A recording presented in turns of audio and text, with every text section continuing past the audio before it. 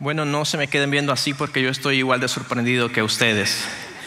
Pero bienvenidos a Sugar Creek, qué bueno que están con nosotros, aquellos que nos están viendo en línea, gracias por conectarse.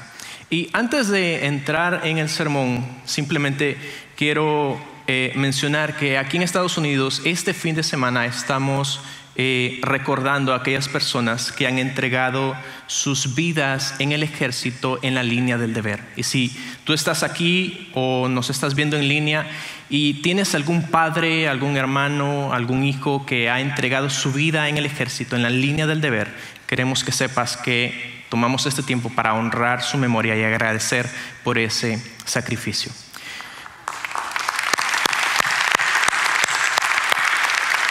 Y bueno, estas semanas pasadas, de hecho la semana pasada estuvimos finalizando una serie que se llamaba El comienzo del final. Y básicamente esta serie hablaba acerca de las señales que nosotros podemos encontrar en la Biblia e incluso señales que Jesús mismo nos dejó por medio de las cuales nosotros podíamos darnos cuenta que estábamos en el tiempo del fin.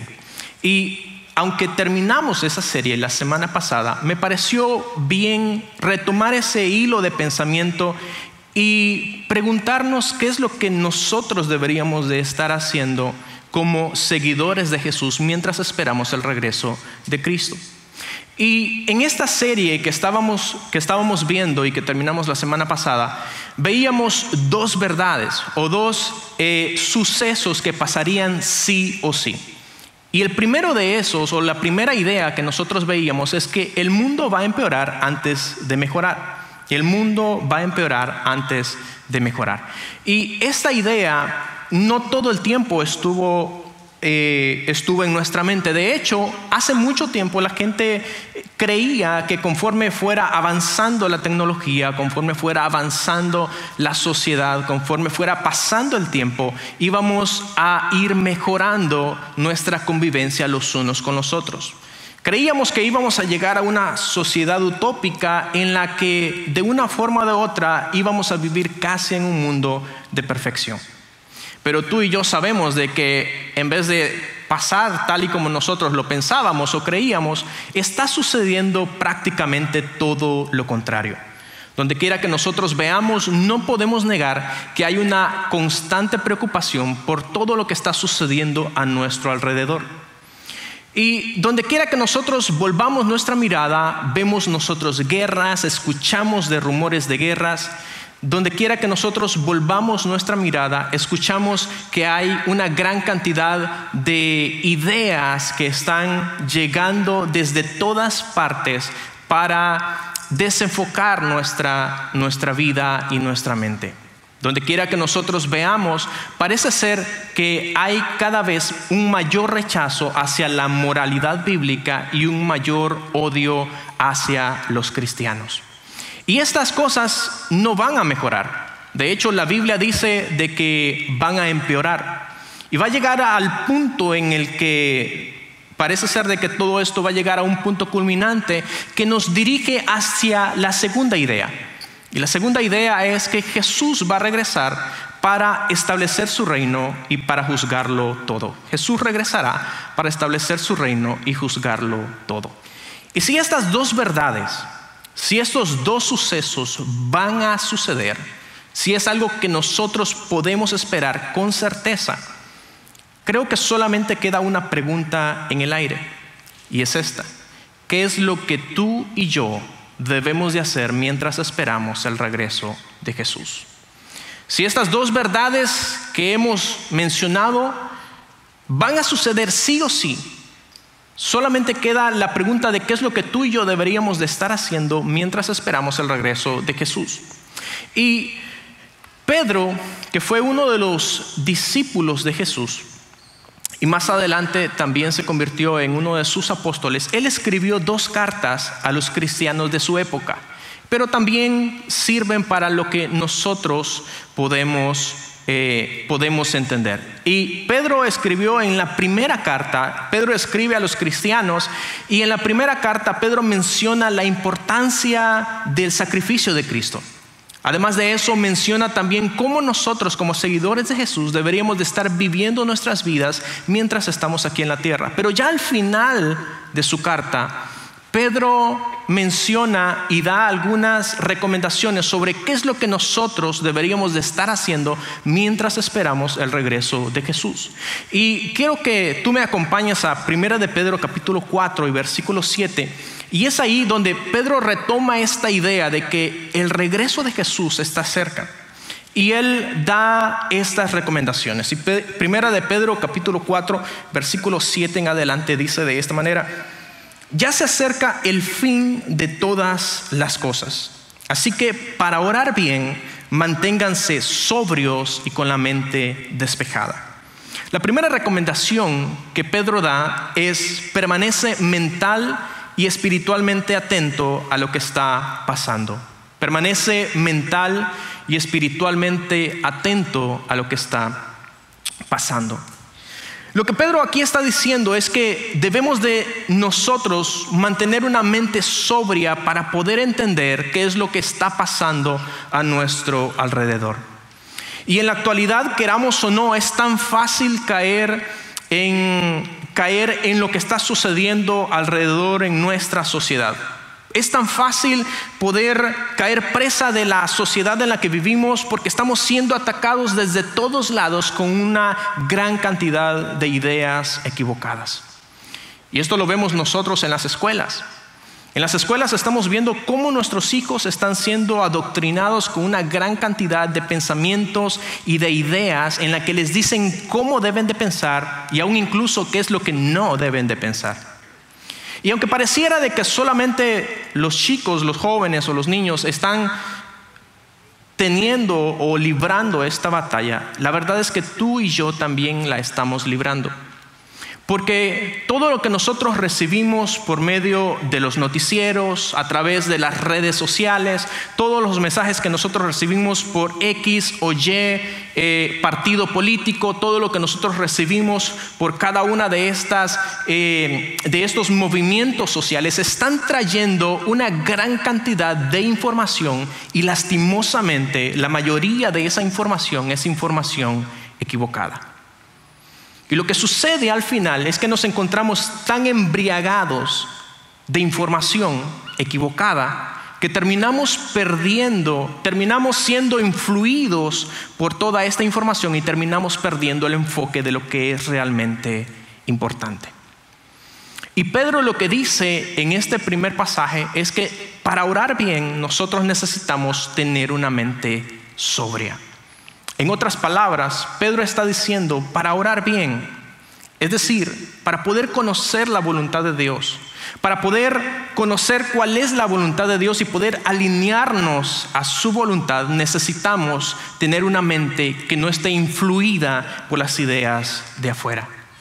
Y la única forma en la que tú y yo podemos tener una mente sobria, la única forma en la que tú y yo podemos entender realmente qué es lo que está pasando en la sociedad y buscar la voluntad de Dios es a través de la oración.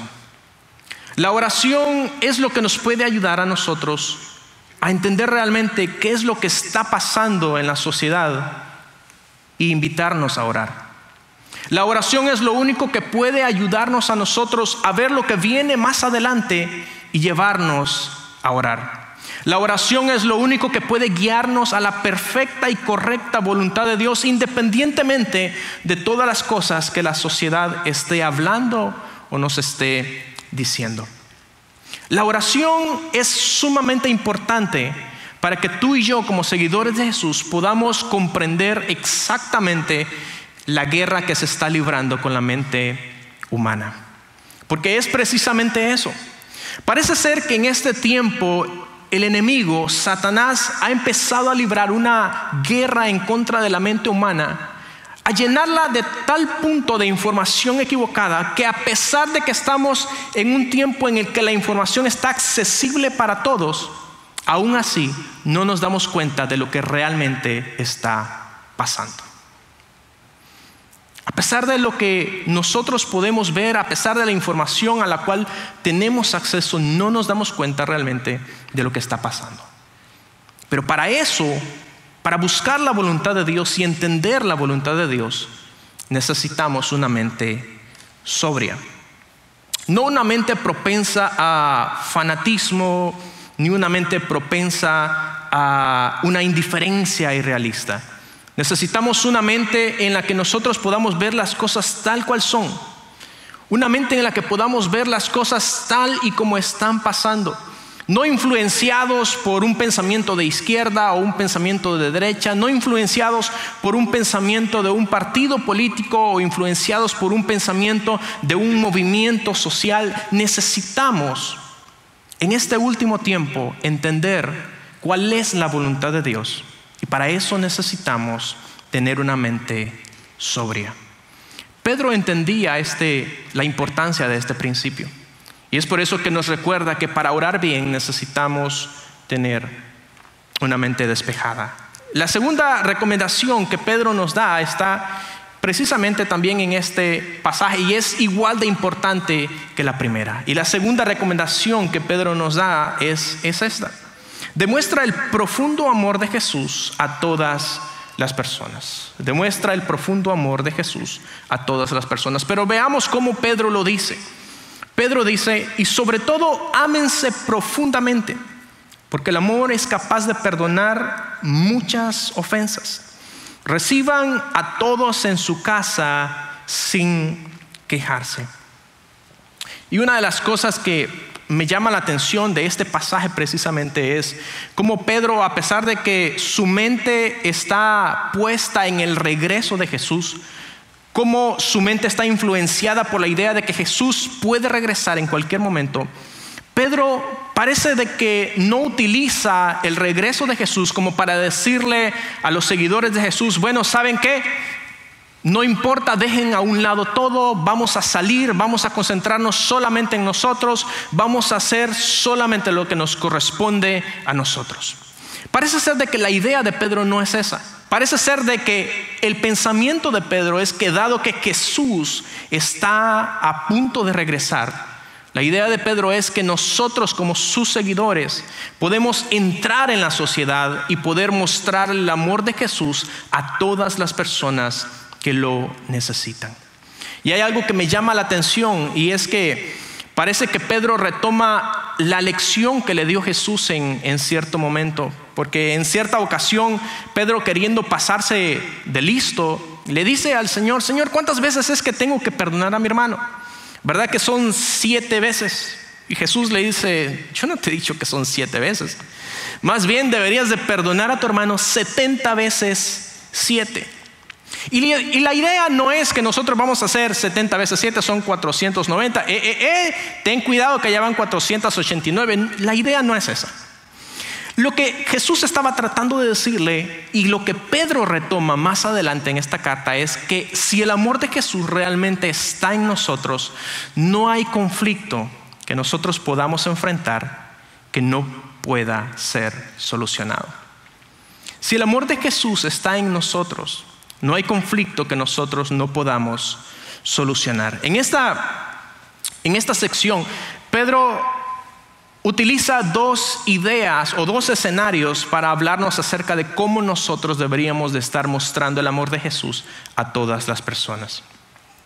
Y primero Pedro empieza diciendo que debemos de amarnos profundamente porque el amor va a cubrir una gran cantidad de faltas. Y parece que Pedro está utilizando el escenario de las personas que están a nuestro alrededor, las personas que son más cercanas a nosotros. Porque ¿con quién es que nosotros tenemos la mayoría de conflictos? ¿No es adentro de nuestra familia? ¿Con nuestros compañeros de trabajo? ¿Con nuestros compañeros de la escuela? ¿En nuestro matrimonio? Las personas que están más cerca de nosotros son aquellas con las cuales nosotros tenemos la mayor cantidad de conflictos. Y Pedro lo que está diciendo es que necesitamos mostrar el amor de Jesús para aquellas personas, aún incluso aquellas que nos han hecho daño. Piénsalo de esta manera. ¿Qué pasaría si Jesús viniera hoy y tú y yo tuviéramos que presentarnos delante de Jesús y tuviéramos que dar cuenta de todo lo que hemos hecho, de todo lo que hemos dicho, de todo lo que hemos pensado, aún incluso tuviéramos que dar cuenta de todo lo que hemos sentido? ¿Cómo le explicaríamos, estando enfrente de Jesús, estando enfrente de su trono, cómo le explicaríamos que después de tantos años seguimos teniendo un resentimiento o un odio con aquellas personas que nos hicieron daño en algún momento? ¿Cómo le explicaríamos que sí, Señor, tu amor está en mi corazón, pero no puedo perdonar a esta persona por lo que me ha hecho? Entonces, básicamente, Pedro está diciendo de que necesitamos que el amor de Jesús nos lleve hacia un amor que es todo perdonador. Y otro de los escenarios que Pedro toma en este pasaje, él dice de que necesitamos mostrar hospitalidad a todas las personas. Y la palabra hospitalidad significa literalmente amor por los extraños o amor por los de lejos. Y Pedro cambia este escenario de las personas que están cerca de nosotros para llevarnos a pensar que también, si el regreso de Jesús está cerca, necesitamos ser más intencionales en mostrar el amor a aquellas personas que están lejos de nosotros. Probablemente esa persona que está un poco lejos de nosotros sea nuestro compañero en el trabajo, sea quizás nuestro vecino con quien nunca hemos cruzado palabra. Probablemente sean las diferentes oportunidades en las cuales podemos servir a las comunidades.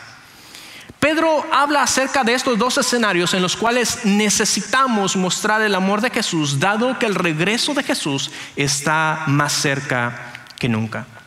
Y en tercer lugar, la tercera recomendación de Pedro es esta: sirve recordando que Dios es glorificado en todo lo que hacemos. Sirve recordando que Dios es glorificado en todo lo que hacemos. Y Pedro sigue diciendo en el versículo 10: Dios, de su gran variedad de dones espirituales, les ha dado un don a cada uno de ustedes.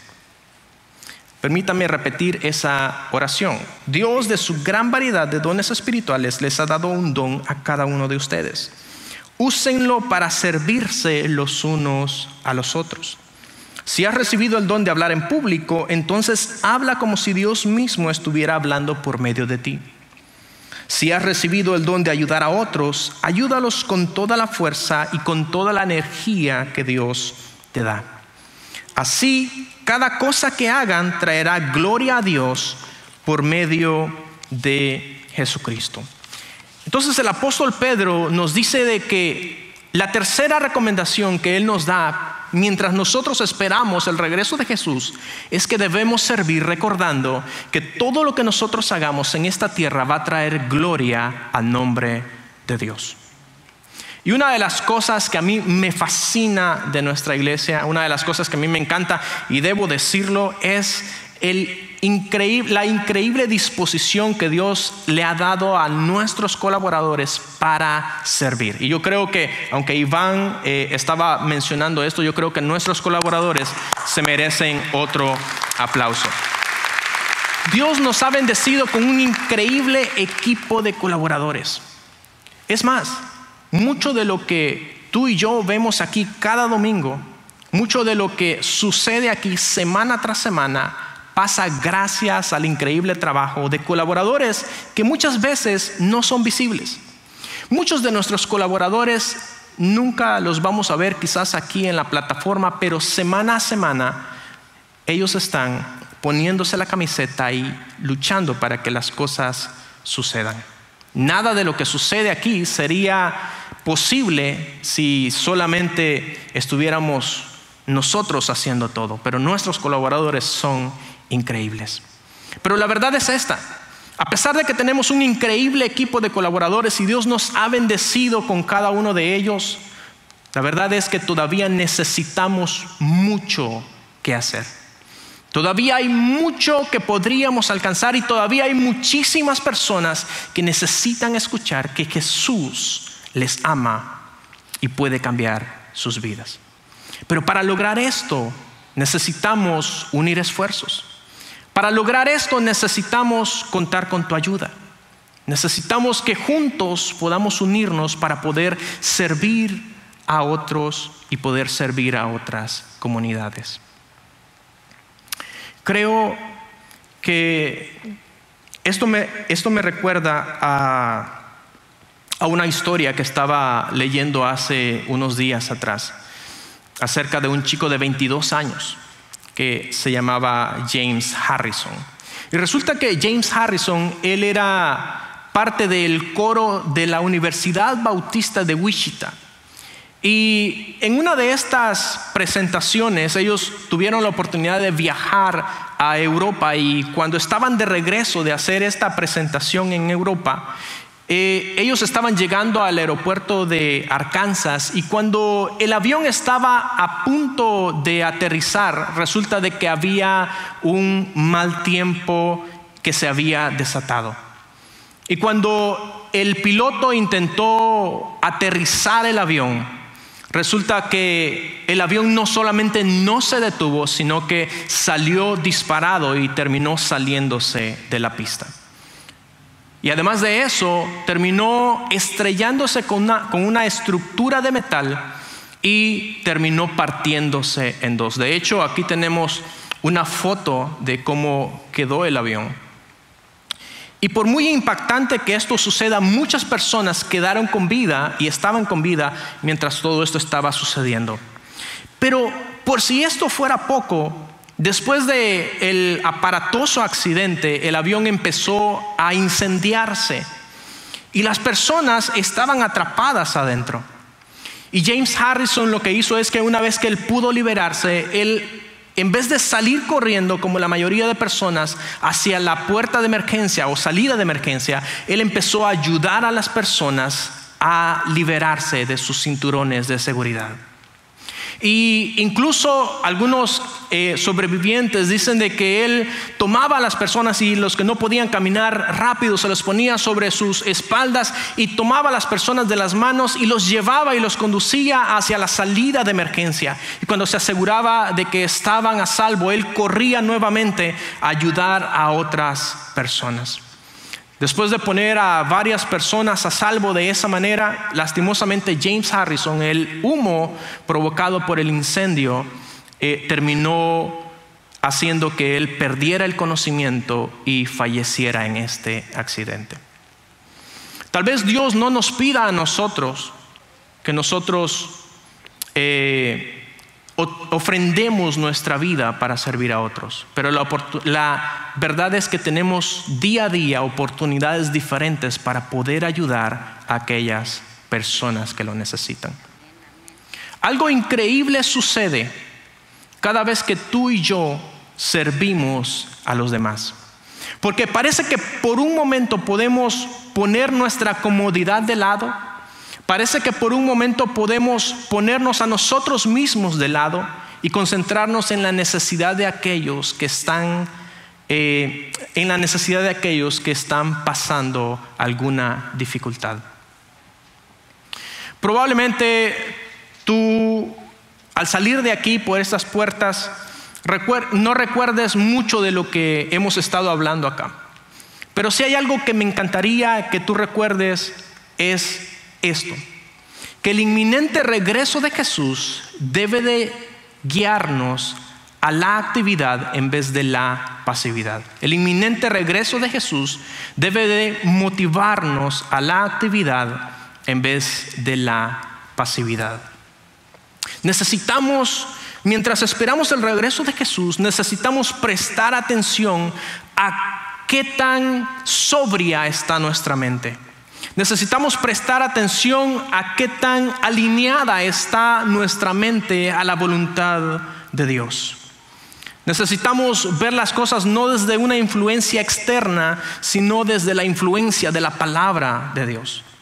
Necesitamos, mientras esperamos el regreso de Jesús, necesitamos ser más conscientes de cuánto amor nosotros estamos dando a aquellas personas a quienes nosotros hemos herido. Pero también necesitamos ser conscientes de ver cuánto amor estamos poniendo sobre las heridas de aquellas personas que nos han hecho daño. Y sobre todo, mientras esperamos el regreso de Jesús, necesitamos ser conscientes de cuánto y cómo estamos sirviendo a Dios, y si nuestro servicio está sirviendo para que el nombre de Jesús sea glorificado. Parece que como seguidores de Jesús necesitamos repensar la idea que tenemos acerca de la espera. Como seguidores de Jesús necesitamos repensar la idea y trasladarla desde la pasividad de venir cada domingo y sentarnos en un asiento o en una silla y regresar hasta el siguiente domingo sin que nada suceda durante nuestra semana. Parece ser que como seguidores de Jesús necesitamos cambiar ese concepto que tenemos por un concepto de actividad en la cual Dios, si regresa mañana o si regresa hoy o si regresa en 10 años, nos encuentre haciendo algo para su obra y para su gloria.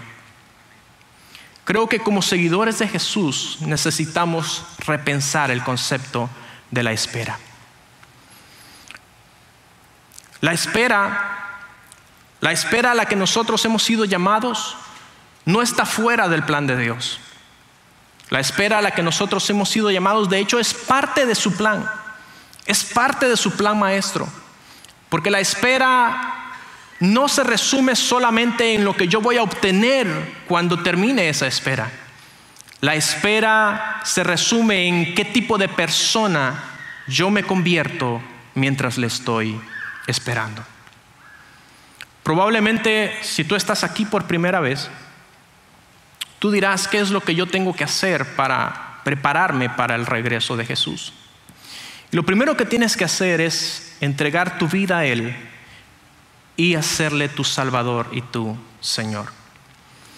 Y en unos momentos vamos a estar terminando y por esas puertas a tu mano derecha puedes ir al Next Step Center y ahí van a haber personas que van a ayudarte a tomar esta decisión. Si esta es tu primera vez con nosotros, pero aún no estás listo para tomar esta decisión, igual nos encantaría saludarte y tenemos un regalo preparado para ti. ¿Qué les parece si me acompañan a orar?